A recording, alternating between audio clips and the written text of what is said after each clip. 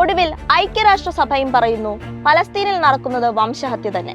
ഐക്യരാഷ്ട്രസഭ ഇസ്രായേൽ പലസ്തീനിൽ നടത്തുന്ന അക്രമങ്ങളെ അന്വേഷിക്കാൻ നിയോഗിച്ച പ്രത്യേക അന്വേഷണ സംഘം റിപ്പോർട്ട് സമർപ്പിക്കുകയാണ്. അതിൽ കൃത്യവും വ്യക്തവുമായി എഴുതിയിരിക്കുന്നു, ഇസ്രായേൽ നടത്തുന്നത് പരിപൂർണ വംശഹത്യ.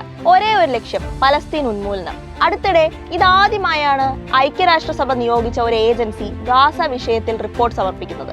സംഘർഷം എന്ന സ്ഥിരം ഉപയോഗിക്കുന്ന വാക്കിന് പകരം വംശഹത്യ എന്നുപയോഗിച്ച ഔദ്യോഗിക റിപ്പോർട്ടാണിതെന്ന സവിശേഷതയും ഇതിനുണ്ട്. ഏത് ഉദ്യോഗസ്ഥനും ഒറ്റ നോട്ടത്തിൽ ഇതൊരു വംശഹത്യയാണെന്ന് തുറന്നു പറയാൻ സാധിക്കുമെന്ന് റിപ്പോർട്ട് പറയുന്നു. പതിവ് പോലെ ഇസ്രായേൽ റിപ്പോർട്ടിനെ എതിർത്തു. കമ്മീഷനെ പിൻവലിക്കാനും റിപ്പോർട്ട് പരിപൂർണമായി തെറ്റാണെന്നും ഇസ്രായേൽ വിദേശകാര്യമന്ത്രി പ്രതികരിച്ചു. 2023 മുതൽ 2 വർഷം നീണ്ട അന്വേഷണത്തിന്റെയും തെളിവുകളുടെയും അടിസ്ഥാനത്തിലാണ് UN ഈ റിപ്പോർട്ട് പുറത്തുവിട്ടിരിക്കുന്നത്.